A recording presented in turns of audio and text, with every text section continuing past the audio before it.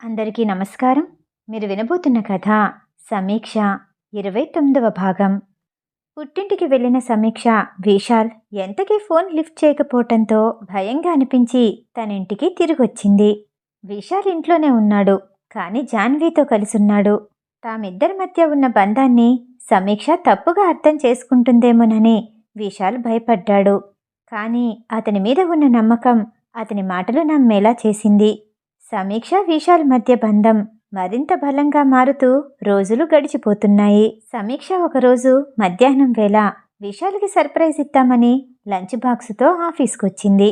విశాల్ ఏదో మీటింగ్ ఉండి బయటికి వెళ్ళాడని రిసెప్షన్లో ఉన్న అమ్మాయి చెప్పేసరికి నిరాశగా తలవాల్చేసి, ఇలా ఫోన్ చేయకుండా రావటం నా తప్పు. సర్ప్రైజ్ ఇద్దామనుకుంటే నాకు షాక్ ఇచ్చారు. నేను క్యాబిన్లో వెయిట్ చేస్తాను అని చెప్తూ విశాల్ ఆఫీస్ రూమ్ వైపు వెళ్ళింది సమీక్ష.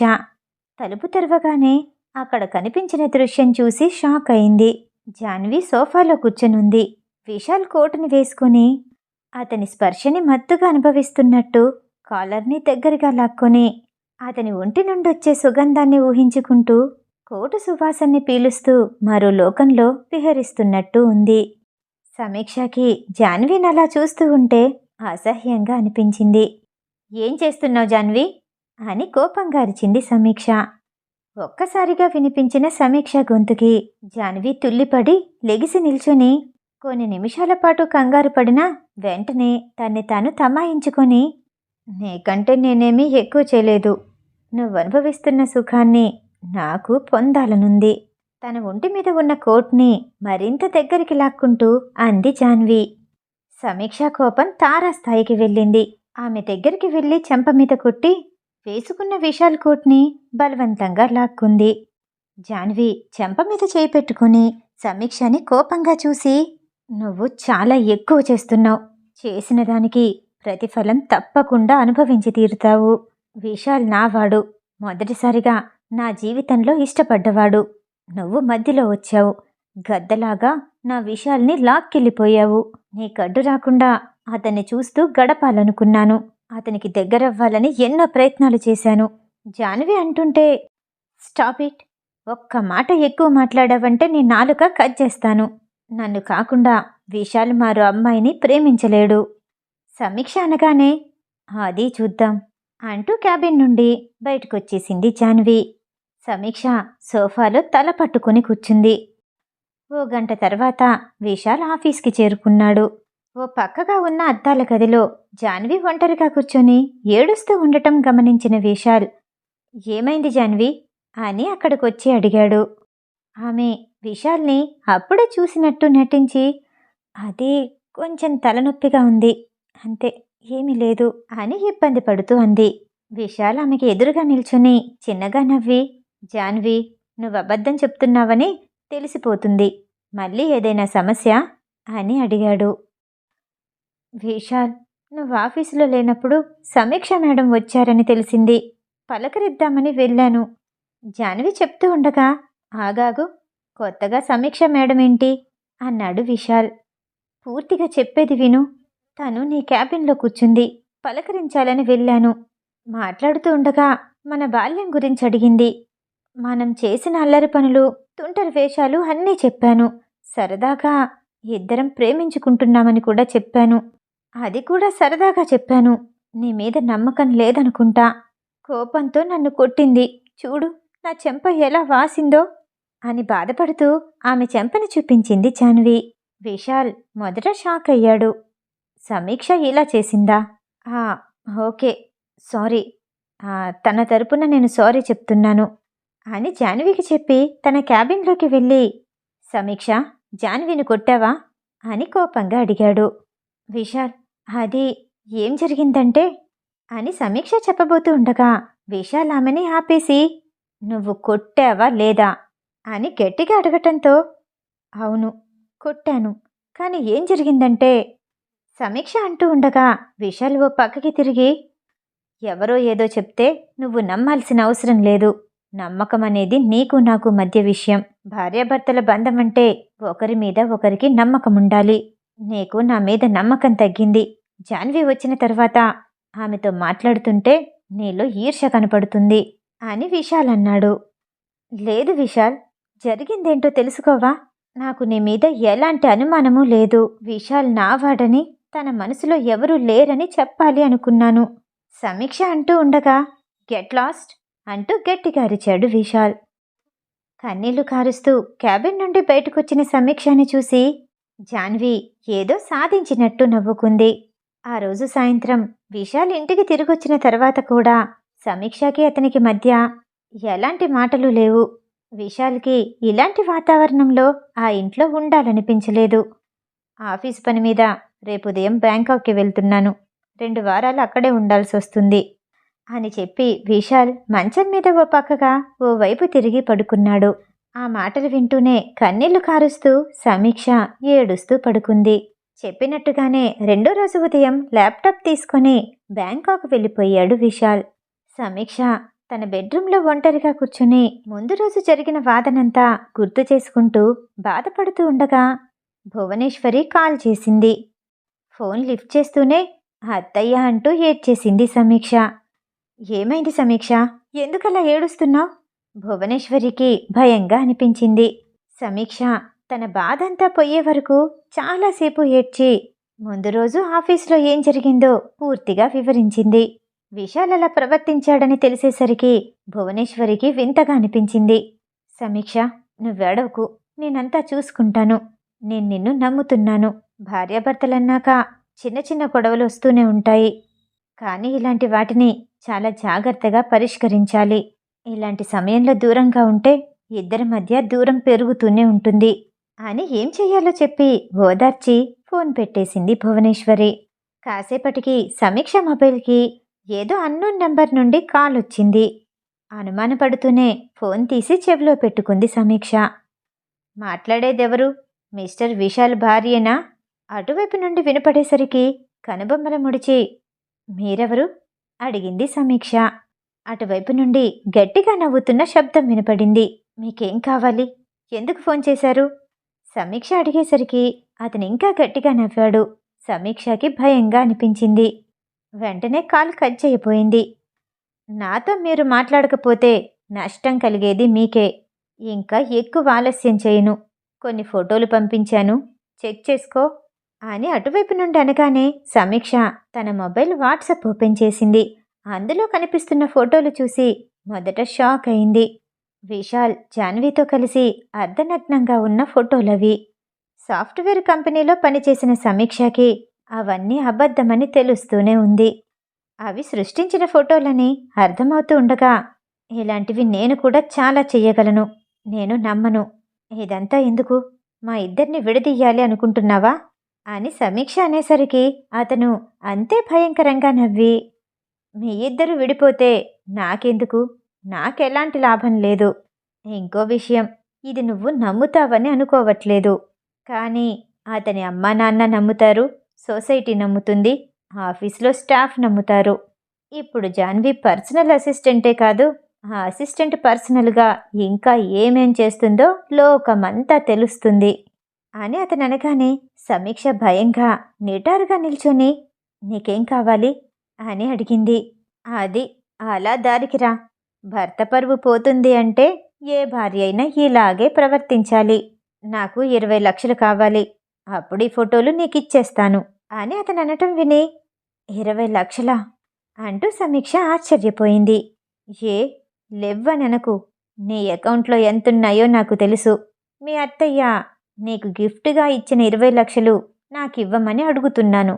వాళ్ళు చాలా డబ్బున్న వాళ్ళు. 20 లక్షలు కాకపోతే 50 లక్షలు కూడా ఇస్తారు.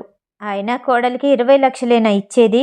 అతని మాటలు వింటుంటే తన అకౌంట్లో ఉన్న డబ్బు గురించి అతనికి ఎలా తెలిసిందో అర్థం కాలేదు సమీక్షకి. అతను సాయంత్రం వరకు టైం ఇచ్చాడు. సమీక్ష ఆలోచించి అతనికి డబ్బు ఇవ్వాలని నిర్ణయించుకొని దానికి కావలసిన ఏర్పాట్లు చేసింది. చాలా చీకటిగా ఉన్న ప్రదేశంలో 20 లక్షలు పట్టుకొని సమీక్ష ఎదురు చూస్తూ ఉండగా మొత్తం ముసుగులో ఉన్న ఓ వ్యక్తి వచ్చాడు. కనుసైగలతోనే సమీక్షతో మాట్లాడి ఆ డబ్బునందుకొని తిరిగి ఆ ఫోటోల్ని సమీక్ష చేతికి అందించాడు. సమీక్ష ఇంటికొచ్చిన తర్వాత అతను మాట్లాడిన మాటలన్నీ గుర్తు చేసుకుంది. అతను అడిగినంత డబ్బు ఇవ్వకపోతే ఆ ఫోటోలు బయట పెట్టడమే కాదు, విశాల్ బ్యాంకాక్ నుండి తిరిగొచ్చేటప్పుడు ఏదో ఒక ప్రదేశంలో అతను యాక్సిడెంట్కి గురవుతాడంటూ అతను బెదిరించాడు. అప్పటికే విశాల్ వెళ్ళి 10 రోజులవుతోంది. ఒంటరిగా ఇంట్లోనే ఉంటుంది. మనసంతా అతని గురించే ఆలోచిస్తోంది. అతను వచ్చి రాగానే తనే సారీ చెప్పి అతని ప్రేమలో కరిగిపోవాలి అనుకుంది. విశాల్కి చాలా మెసేజెస్ చేసింది. కానీ అతని నుండి ఎలాంటి రిప్లై రాలేదు. ఫోన్ చేసినా సరే అతని నుండి ఎలాంటి సమాధానం లేదు. ఇంకో 4 రోజులైతే విశాల్ వచ్చేస్తాడని నిమిషాలు లెక్క పెడుతూ విశాల్ కోసం ఎదురు చూస్తూ ఉంది సమీక్ష. అలా మరో 2 రోజులు గడిచాయి. గత 3 రోజులుగా తనకి కడుపులో తిప్పుతున్నట్టు, కళ్ళు తిరుగుతూ, చాలా నీరసంగా ఉండటంతో అలానే పడుకునుంది సమీక్ష. సడన్గా ఏదో గుర్తు రావటంతో బాత్రూంలోకి పరిగెత్తుకుంటూ వెళ్ళింది. ఉదయం ప్రెగ్నెన్సీ టెస్ట్ చేసుకుంది. ఆ స్ట్రిప్ సంగతి మర్చిపోయింది. మళ్ళీ వెళ్ళి చూసుకునేసరికి ఆమె సంతోషానికి హద్దంటూ లేకుండా పోయింది. పూజ గదికి వేగంగా వెళ్ళి దేవుడి విగ్రహాల ముందు మోకాళ్ళ మీద కూర్చొని సంతోషంతో చాలాసేపు ఏడ్చింది. వెంటనే తన తల్లికి ఫోన్ చేసి చెప్పాలి అనుకుంది. కానీ మొదట ఆ విషయాన్ని విశాల్కి చెప్పాలని అతనికి ఎదురుగా నిలబడి చెప్పినప్పుడు అతని మొహంలో కనిపించిన ఆనందాన్ని తన కళ్ళల్లో బంధించాలని ఆశపడింది సమీక్ష. ఇంకా 3 రోజులేగా, ఎంతసేపు విశాల్ వచ్చేస్తాడు. ఇంకా ఎలాంటి దాపరికాలు లేవు, అంతా సంతోషమే ఉంటుంది అనుకుంటూ సమీక్ష సంతోషంగా అటూ ఇటూ తిరిగింది. ఆ రోజు రాత్రి అనుకోకుండా కారు వచ్చిన శబ్దం వినపడేసరికి బాల్కనీలోకి పరిగెట్టుకుంటూ వెళ్ళి చూసింది సమీక్ష. విశాల్ కారు దిగుతూ కనిపించాడు. అంతే వేగంతో పరిగెత్తుకుంటూ వెళ్ళింది. అతనొస్తున్న వేగానికి, మొహంలో కనిపిస్తున్న కోపానికి, అతని తెల్లని షర్టు మీద కనిపించిన చిన్న రక్తపు మరకని చూసి భయపడి అలానే నిల్చుని ఉండిపోయింది సమీక్ష. విశాల్ సమీక్ష దగ్గరికి విసురుగా వచ్చి, మా అమ్మ నీకు గిఫ్ట్గా ఇచ్చిన 20 లక్షలు ఏం చేశావు అని అడిగాడు. సమీక్షకి ఏం మాట్లాడాలో అర్థం కాలేదు. తడబడుతూ అటూ ఇటూ చూస్తూ ఉండగా విశాల్కి తన అనుమానం, అతనికి తెలిసిన విషయం నిజమే అనిపించింది. విశాల్ అతను జాన్వి కలుసున్న ఫొటోస్ని సమీక్షకి చూపిస్తూ, వీటిని నమ్మావు, అందుకోసమే జాన్వీని చంపించాలి అనుకున్నావు అని గట్టిగా అరిచాడు. సమీక్షకి అయోమయంగా అనిపించింది. 20 లక్షలు నేను అతనికి ఇచ్చిన మాట నిజమే, కానీ నేను వీటిని నమ్మలేదు. నేనెందుకు జాన్వీని చంపించాలి అనుకుంటాను? ఏం జరుగుతుందో అర్థం కాక భయంగా అంది సమీక్ష. నిన్ను ప్రేమించి తప్పు చేశాను. జీవితంలో చాలా నష్టపోయాను. నువ్వు నా ఇంట్లో ఉండటానికి వీల్లేదు. నా కళ్ళ ముందు కనిపించకు అంటూ సమీక్షని లాక్కుని వెళ్ళి ఇంట్లో నుండి బయటికి తోసేశాడు. విశాల్ ఏదీ వినే పరిస్థితిలో లేడు. తన అత్తయ్య భువనేశ్వరికి ఫోన్ చేసింది. ఎన్నిసార్లు ఫోన్ చేసినా అటువైపు నుండి స్విచ్ ఆఫ్ అనే వస్తోంది. విశాల్ కోపం తగ్గితే మళ్ళీ పిలుస్తాడని చాలాసేపు అక్కడే నిల్చుంది సమీక్ష. విశాల్ బెడ్రూంలోకి వెళ్ళి ఏవో కొన్ని డాక్యుమెంట్స్ తీసుకొని, మరికొంత డబ్బుని తీసుకొని సమీక్షని పట్టించుకోకుండా కారు డ్రైవ్ చేస్తూ వెళ్ళిపోయాడు. తన జీవితం ఎందుకిలా అయిపోయిందో, అసలేం జరిగిందో అర్థం కాక తన తల్లిదండ్రులకి ఫోన్ చేసింది. సమీక్ష, నువ్వు చాలా పెద్ద తప్పు చేశావు. నీ అంతట నువ్వే నీ కాపురాన్నే చెడగొట్టుకున్నావు. నువ్వు చేసిన పని వల్ల 2 కుటుంబాలు బాధపడుతున్నాయి. నీకులాంటి దాన్ని కన్నందుకు ఇది నాకు తగిన శాస్తి అనుకోవాలి. నీకిలా చెయ్యటానికి మనసెలా వచ్చింది అంటూ రాధిక గట్టిగా అరిచింది. ఆమె తండ్రి ప్రకాష్ ఫోన్ తీసుకొని, నువ్వు చేసే ముందు ఒకసారి ఆలోచించాల్సింది. అల్లుడి కోపంలో తప్పు లేదు, కానీ నువ్విలా చేశావంటేనే నమ్మలేకపోతున్నాను అంటూ ఫోన్ పెట్టేశాడు. సమీక్షకి లోకమంతా ఒకటై తనొక్కతే ఒంటరిగా ఉన్నట్టు అనిపించింది. కన్నీళ్లు కారుస్తూనే దిగులుగా నడుచుకుంటూ బస్టాండ్ వైపు వెళ్ళింది. చెదిరిపోయిన జుట్టుతో దిగులుగా కూర్చున్న సమీక్షకి ఎటువైపు వెళ్లాలో తెలియక, ఎవరికి చెప్పాలో అర్థం కాక తన దగ్గరున్న కొంత డబ్బుతో కనిపించిన బస్ ఎక్కేసింది. బస్సులో కూర్చున్న సమీక్షకి తెల్లారాక గాని మెలకు రాలేదు. ఆకలిగా అనిపించింది.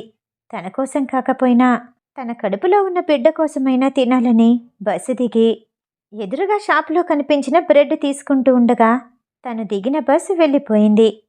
మరో బస్ ఎక్కిన సమీక్ష ఆ రోజు సాయంత్రానికి బెంగళూరులో దిగింది.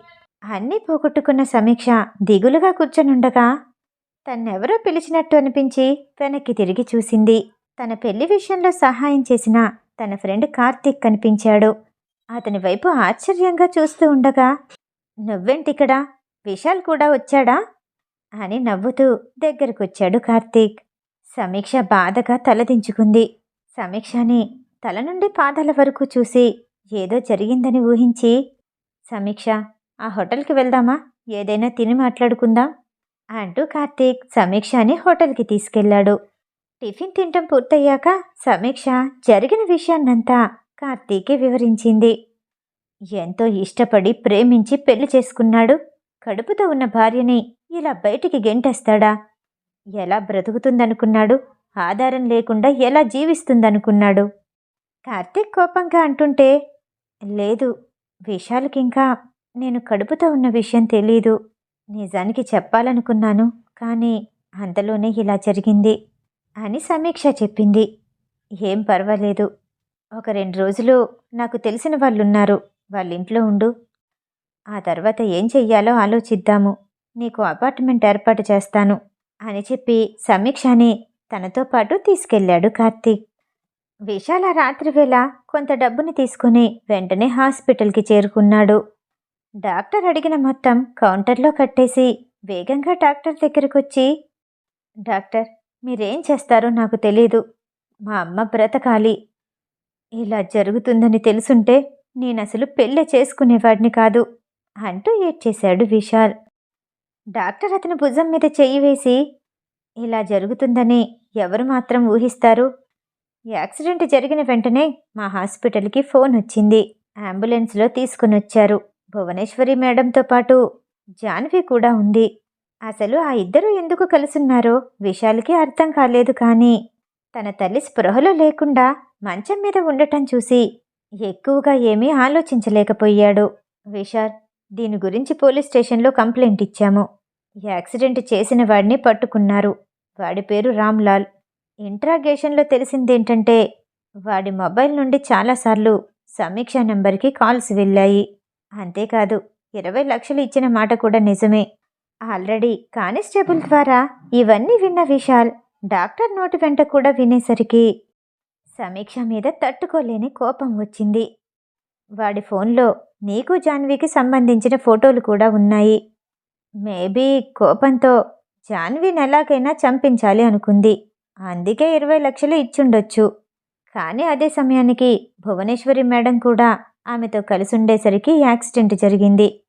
జాన్వి తలకి గాయాలయ్యాయి, కానీ కోలుకుంటుంది. కానీ మేడం గురించే కాస్త అనుమానంగా ఉంది. ఎప్పుడు స్పృహలోకి వస్తారో తెలియదు. మన ప్రయత్నం మనం చెయ్యాలి. ఆవిడ కోమాల నుండి బయటపడాలంటే తన మనసుకి హత్తుకునే సంఘటన ఏదైనా జరగాలి అని డాక్టర్ చెప్పారు. విశాల్ తన గతాన్నంతా తలుచుకున్నాడు. తల్లి గుర్తు రాగానే మరింత బాధగా అనిపించింది. ఏదైనా బలమైన సంఘటన అంటే తన కూతురు చైత్రాన్ని తీసుకెళ్తే ఆ పసిపిల్ల మాటలకి భువనేశ్వరి స్పృహలోకి రావచ్చేమోనని ఆశపడ్డాడు విశాల్. వెంటనే స్కూల్కి ఫోన్ చేసి సమీక్ష అడ్రస్ తీసుకుని ఆమె ఉంటున్న అపార్ట్మెంట్కి వెళ్ళాడు. మిగతా కథ తరువాయి భాగంలో. ఈ కథ వింటూ మీకు నచ్చినట్టయితే లైక్ చేసి సబ్స్క్రైబ్ చేయండి. మళ్ళీ రేపు కలుద్దాం. నమస్తే.